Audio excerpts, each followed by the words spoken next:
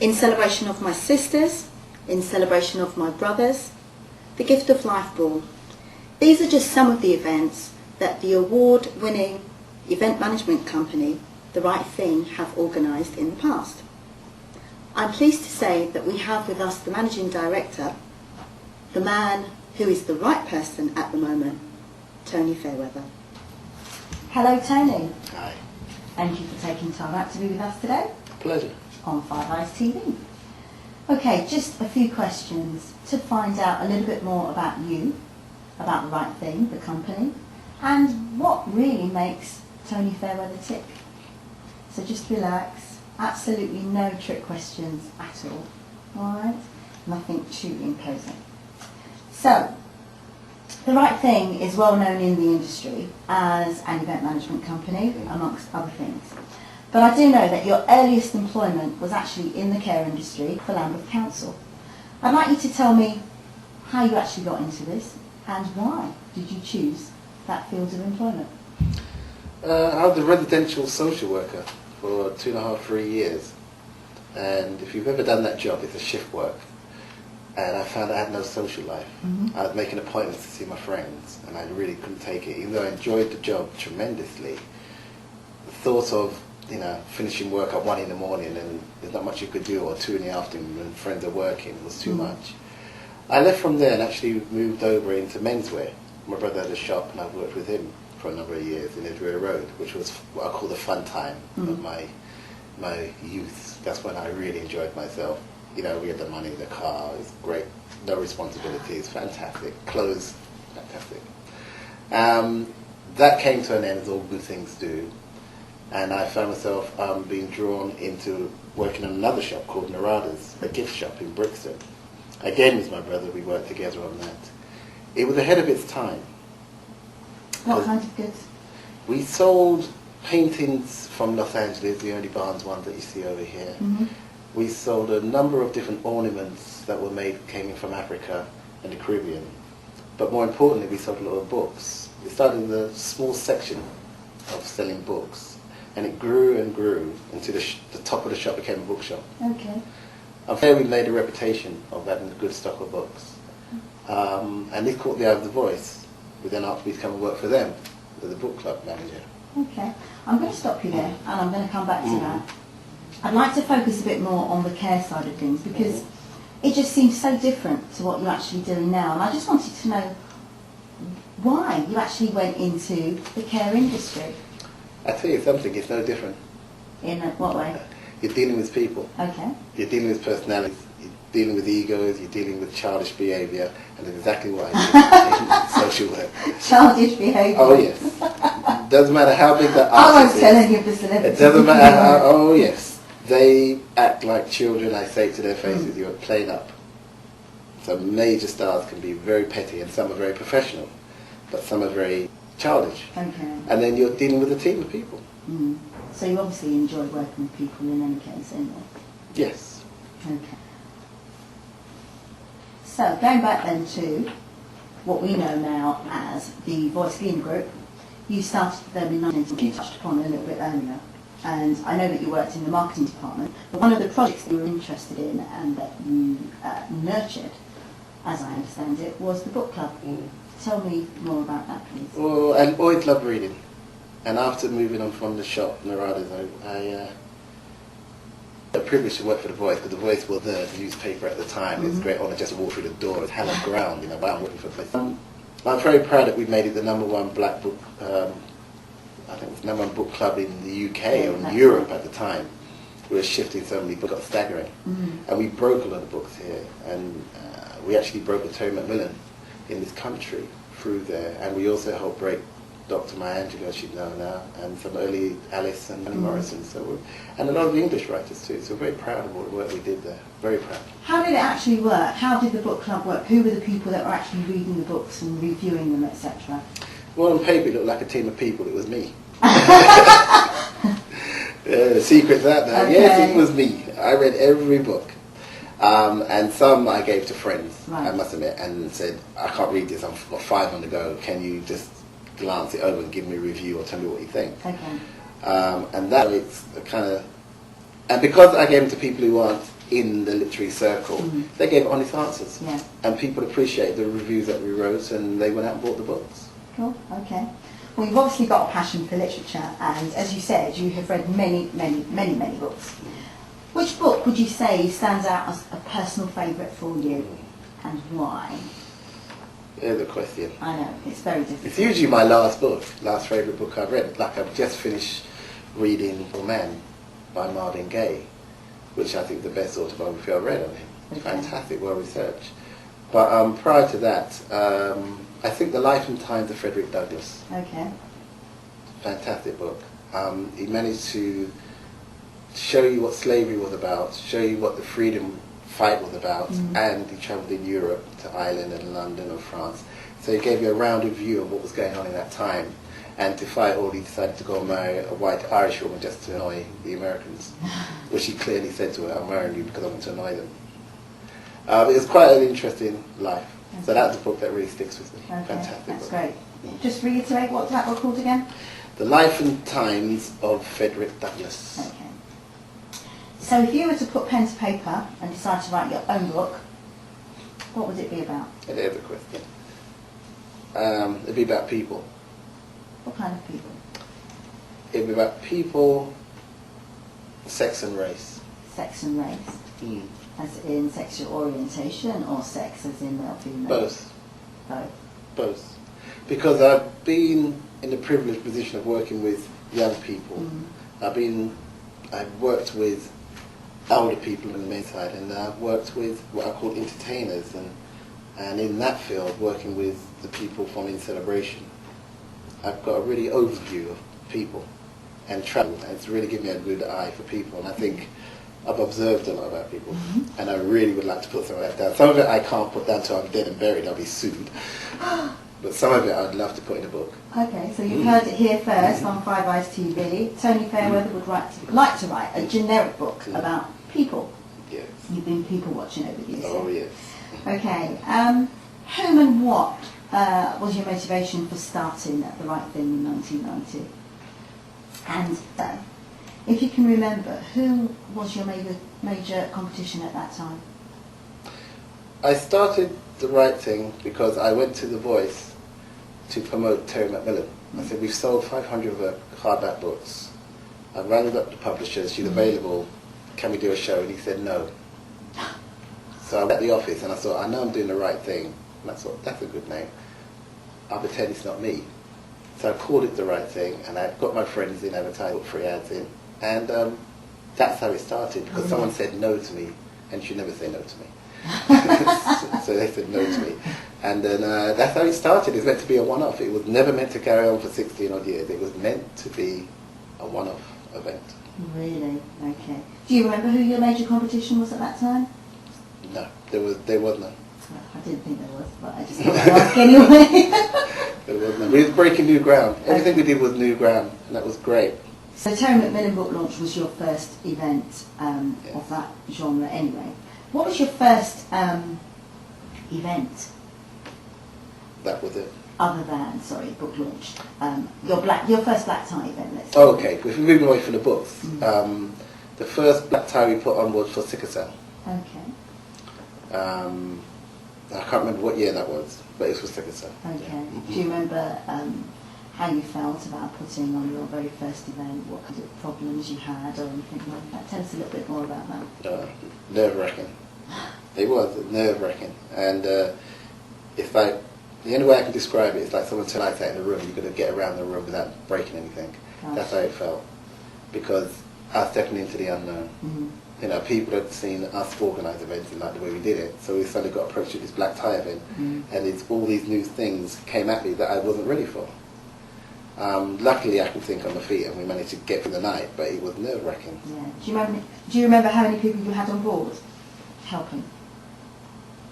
Wasn't many. I remember my sisters and brothers helping me.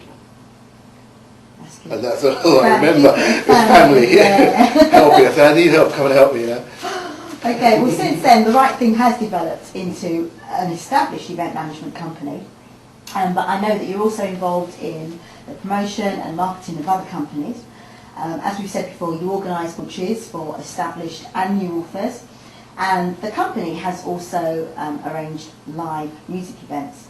Which of these areas would you say gives you the most satisfaction? Musically, the music show like the Queens of Lovers Rock, that gave me personal pleasure because that was something I grew up listening to this music and these stars, and there was a period where we were not on the scene, so to speak, and I really wanted to pull them together, and it was a quest of love. I made no money from this. I just wanted to do this, and it took me ages to hunt these people down individually and persuade them to sit on the same stage because let's say there was friction in certain parties. Okay. And we managed to pull everybody together, and it was one of the best shows we've ever produced ever when it comes to music, and anybody was there. And I will never get that lineup again. Okay. No. Unfortunately, it happened again. There will be a second one. They're all scattered around the world now. Really? Well, you never know. A reunion, I don't know, 25 years, silver anniversary of The Right Thing, Queens of Lovers Rock. I had an afro when I started that show. Okay. Why do you think people choose The Right Thing to organise their events?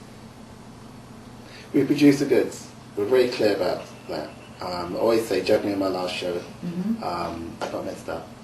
But I would like to think that we do our show and do it well. Even if we mess up, you can say, all right, 5% or 10% that wasn't good, but there was 80 or 90% that was really on board. Yeah.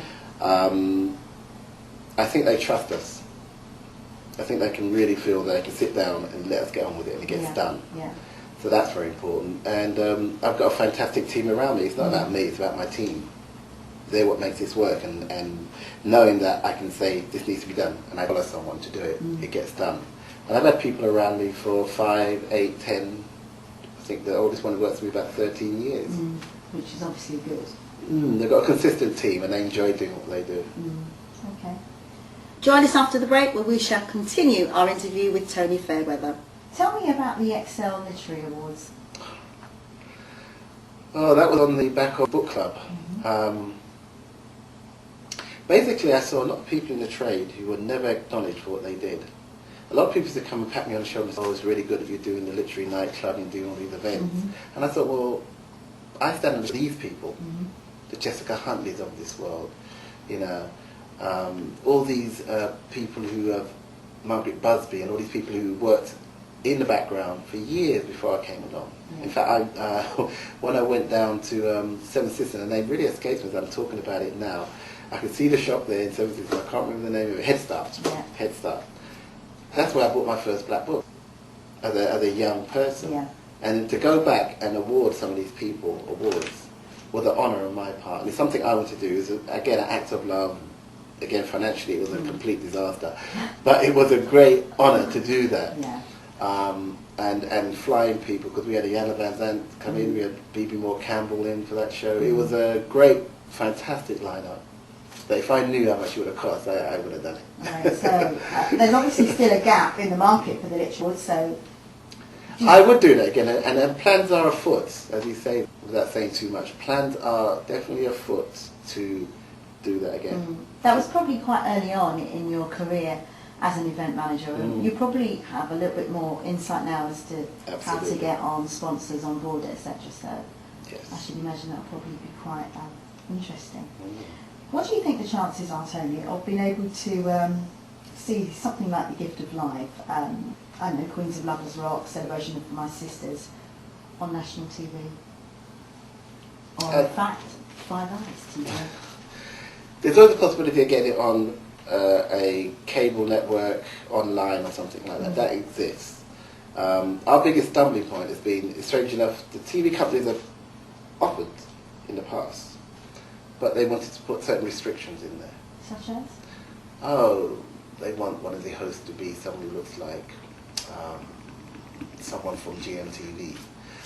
Not representative of what you're actually doing at the time. Not representative of what I'm doing at the time. They wanted different hosts, they wanted certain people in the lineup, they wanted to mix it up. Because they feel the old lady in Devon doesn't understand Carol Thompson. And I said, so why does the old man in Brixton understand Val Doonican? I mean, it's, we all are different, but that's where you expand your knowledge, you learn. But I decided a long time ago not to bother with the TV, do what we do. We recorded everyone. Okay. We have them on tape. And we're going to, no matter what happens, they're going to be sent to the Black Cultural Archives because we've got some footage of artists. I've never got no footage, so I'm really honoured to do that. But to answer your question, it will be on TV at some point. I don't know when. Okay. But it will happen. Maybe not in my lifetime, but it will be. So can I just ask you then, if you were approached now by a national TV company who still wanted to put a few sort of restrictions on you, would your answer still be no?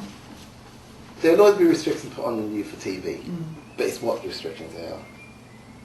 I feel it's very disloyal to have people like Brenda or someone like that who's been presenting for 10 years, for 8 years, and now we've got TV, we say, well, your fate doesn't fit. That's what you're really asking me to do, and I would never do that. Okay, which event would you say has been the most challenging to date, and why? Challenging, in celebration of my sisters, without a doubt. It's the biggest event I produce. Any particular one? Because you've been doing that now for... Everyone's a challenge. Everyone's a challenge. The early ones are more challenging than the new ones. Okay. But everyone's a challenge. Why is that for you? Well, you're dealing with a lineup of maybe 80 to 100 artists. Sometimes there's a choir involved, and that choir alone could be 30 strong, 40 strong. And then you're dealing with all the backup company with that. So we estimate we employ, just to put on the show, 300 people, just to put on the show. And it plays for 15,000 people. That's a lot of coordination. Plus, I'm just one man working with an organisation of women. And There's only 5. And your point is? My point is, I have a lot of pressure on me. And I'm standing down the bottom of the hill. Anything goes wrong, I'm standing at the bottom of the hill. Okay? It always comes back to me. When it's right, everybody's okay. When it's my fault. So I have to struggle sometimes to get my point across. Okay. And I do feel in the minority sometimes. Which in fact you are. Yes, I definitely am. But I enjoy it, and I've been doing it for 10 years, and if I didn't enjoy it, I wouldn't do it. So yeah, it's great. Sounds really massive. Okay, so you have worked with many famous names in the past, to mention Archbishop Desmond Tutu, Alice Walker, Lyndon David Hall. Who else would you like to work with? Back in the day, I actually made a list of people I wanted to work with.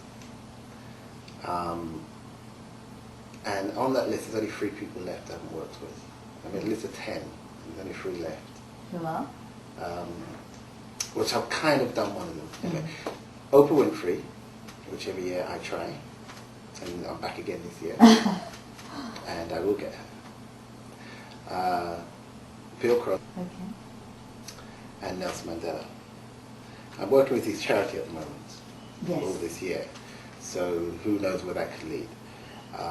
But just to be honest, to be associated with them is enough for me anyway. But everybody else in that list, authors and performers and people like that, I've had the privilege of working with them. I'm very happy about that. Okay, well Nelson Mandela actually leads me quite nicely into my next question, which is about your discussions that you're having on your project in South Africa, which, as I understand it, involves local businesses. Tell me how this was born, and how do you see this plan developing in the future?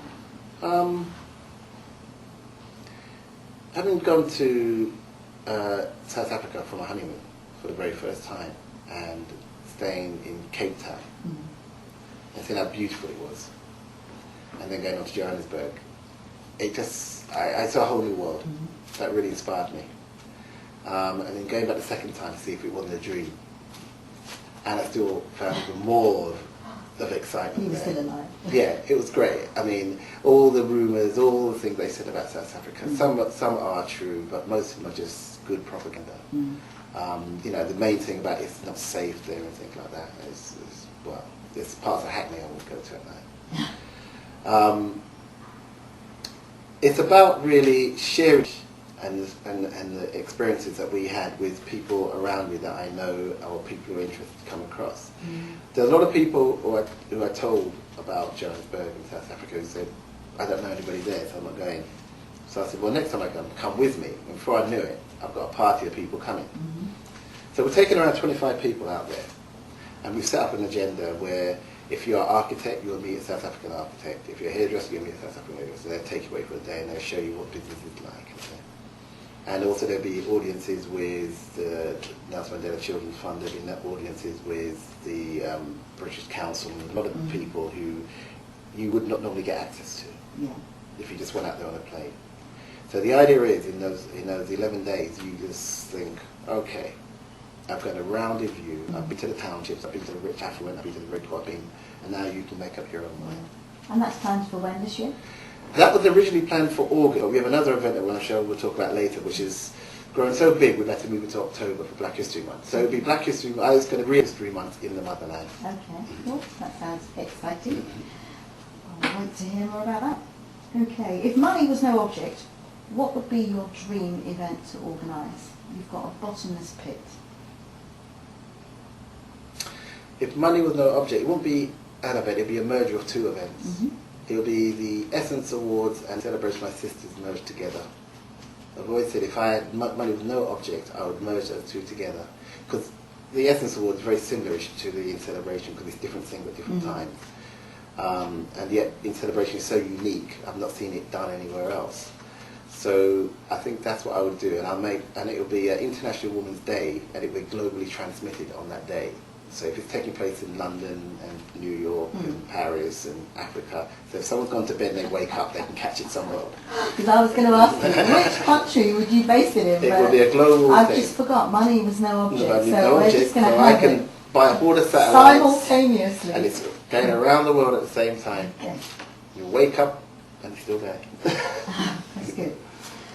You received a Black Enterprise Lifetime Achievement Award in 2004. How did you feel about accepting an award like that at a relatively, I believe, young age? It was an honour. It's nice to know you're noticed because a lot of the time all you get is complaints that my seat was there and I couldn't see, or the show started late, or all you get is a complaint. You really get that was a great show and thank you very much for putting it on. You do get them, but not as much as you get some people who just like to moan. It was a positive award that I took as a positive action towards me and my company, not just me but my team. I was very honoured to accept it. But what else would you like to achieve in your lifetime? Oh, there's so much. I haven't even scratched the surface. Really.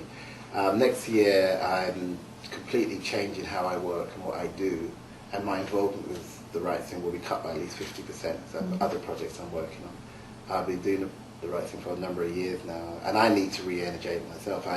There's interests I have in South Africa now and the Caribbean that I really want to pursue. I think it's time for me to move on. I'd always have a finger in the right thing, that'll always be my baby, but it's time for the parent to walk away from the child. Can I be very sort of personal and ask you, what would you like to do in South Africa? I'll talk about some of it. Some of the work that we'll be doing in there is mentoring. And we'll be setting up a company that we will be, and a magazine, in fact this magazine here, Celebrate Sisters. And that's, if there's a reporter working at this desk, next to them is a young child who's learning.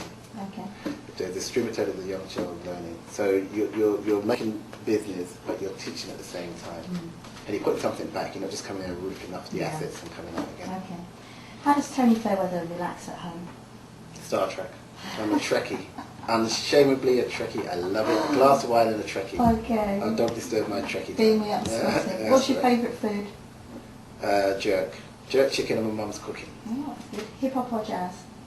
Jazz every time. Shopping or gym? Shopping. Tea or coffee? Tea. Football or cricket? Football. What's your favourite event? Sorry, what's your favourite venue for an event?